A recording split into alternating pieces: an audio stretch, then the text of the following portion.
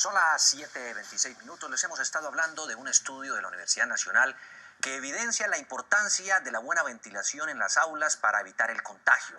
Tatiana Gordillo está con los investigadores que están midiendo el aire ya con ventilación. ¿Cómo es eso, Tatiana? Juan Diego y televidentes, hace unos minutos medimos la ventilación, pues cuando estaba con las ventanas cerradas, la puerta cerrada, y lo que indicaba este aparatico que mide exactamente el dióxido de carbono que exhalamos y que estamos volviendo a respirar dentro de un espacio cerrado. El aparato nos arrojaba alrededor de 1.300 partes por millón. ¿Esto qué quiere decir? Que estamos respirando casi 3 veces el aire que exhalamos. Pero ahora vamos a hacer el ejercicio con las ventanas abiertas. Hace unos minutos abrimos unas ventanas, vamos a abrir por acá las otras para ver qué pasa con esos aparatos. Y les quiero mostrar, por ejemplo, este que está más cerca a la ventana que ya habíamos abierto hace unos minutos. 622 partes por millón. Profesor, ¿eso qué quiere decir? ¿En qué cambió el aire en este espacio cerrado en el que estamos? Muy bien, la concentración de dióxido de carbono se redujo a menos de la mitad de lo que teníamos anteriormente. Entonces, el riesgo de contagio ligado a esa concentración se redujo en 3 veces. O sea, ahora tenemos solo 1/3 del riesgo de contagio que teníamos hace algunos minutos. Cuando no había ventilación. Cuando no había ventilación. Van a ver, televidentes, una gráfica en sus pantallas donde se ve cuáles son las recomendaciones. Por ejemplo, para un espacio cerrado en momentos donde no hay pandemia es de 1.000 partes por millón, pero ya en espacios cerrados en un momento de COVID-19 de pandemia debe ser por debajo de 700 partes por millón. ¿Por qué, profesor? Así es. Ese número al que se ha llegado después de un análisis de riesgos de contagio de COVID es el recomendado por diferentes expertos a nivel internacional para reducir el riesgo y considerar un lugar cerrado como seguro. Porque en menos de 700 estaríamos respirando menos del 1% del aire que exhalamos. Exactamente. Entonces el riesgo no es absolutamente cero, pero sí se reduce muchísimo. Y por supuesto hay que mantener las otras medidas. El distanciamiento es muy importante porque cuando las personas están muy cerca unas de otras, pues entonces la concentración de las partículas exhaladas es mucho mayor. Es mucho mayor. Bueno, Mauricio, que es también investigador de este estudio, nos va a contar cuáles son las características de una buena ventilación, Mauricio, porque ustedes mismos lo dicen, no solamente abrir una ventana. En ese caso tienes toda la razón, Tati. Muchas veces lo que recomiendan los medios en ese sentido es abrir netamente una ventana y con eso es suficiente. Las reglas de ventilación actualmente no están claras. ¿Cuál sería una buena ventilación para nosotros tener? Tenemos que abrir una ventana y abrir una puerta para que haya un flujo de aire. El aire que está por fuera tenga por dónde circular dentro del proceso. Y muchas veces nos hemos encontrado en estudios que hemos hecho en diferentes oficinas, en diferentes colegios, que apenas están abriendo unas que otras ventanas y eso no es suficiente.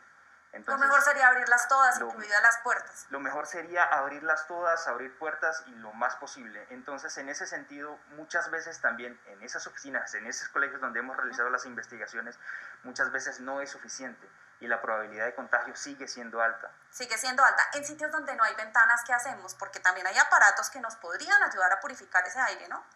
En sitios donde no hay ventana también está la posibilidad de usar diferentes tipos de purificadores como los que nos puede explicar el profesor Néstor. Ese lo tenemos acá precisamente para mostrarle a los televidentes. Profesor, ¿qué hace ese aparato en un sitio donde no hay ventanas?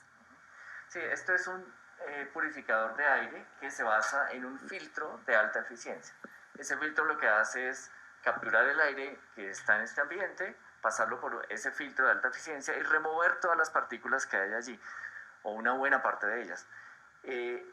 Dentro de esas partículas que filtra están las que han sido expiradas y pueden contener el virus. Entonces es un equipo auxiliar y sobre todo en el caso que no podamos tener una buena ventilación o en caso, por ejemplo, para mantener también el confort térmico, porque abrir todas las ventanas en su totalidad pues puede generar una falta de confort térmico. Entonces, es una medida complementaria, pero no es indispensable en todos los casos. Es sobre todo necesaria cuando hay dificultades para hacer la ventilación. Profesor, ¿ustedes recomiendan entonces que en los protocolos de las aulas escolares, ustedes como Universidad Nacional, como investigadores, pues incluyan este tipo de medidas de la buena ventilación? Sí, es urgente que esos protocolos de los ministerios de salud, de educación, incluyan la ventilación y ojalá también los mecanismos para medir esa calidad de la ventilación, de manera que los colegios puedan saber ciertamente si sus espacios son de bajo riesgo de contagio del virus. Ya para finalizar, Mauricio, ustedes como investigadores de esto tan importante, pues también se están ofreciendo para que las universidades, las aulas, los jardines, los colegios puedan tener esta medición. Sí, claro que sí, Tati, con todo gusto estamos en contacto. Esto es un desarrollo académico, un desarrollo de trabajo social para mejorar en esta lucha contra la pandemia. Entonces, en ese caso ofrecemos total ayuda, vamos a los colegios a realizar mediciones, a las oficinas, y lo que le mostramos a la gente es eso. Muchas veces lo que se tienen son espacios que no son del todo válidos para estar en trabajos o para estar en colegio como tal. Damos recomendaciones, si es el caso podemos jugar con muchos factores, lo que es el tiempo de permanencia de una clase o el tiempo de permanencia en un trabajo. Podemos jugar con esa cantidad de personas que se encuentran. Digamos, si es un aforo del 30%, en muchos lugares se puede llegar quizá a un 40%, pero hay otros que por ventilación máximo podríamos estar a un 10-20% de aforo. Entonces, con todo el gusto estamos en un proceso académico, un trabajo social para reducir todo el tema de pandemia.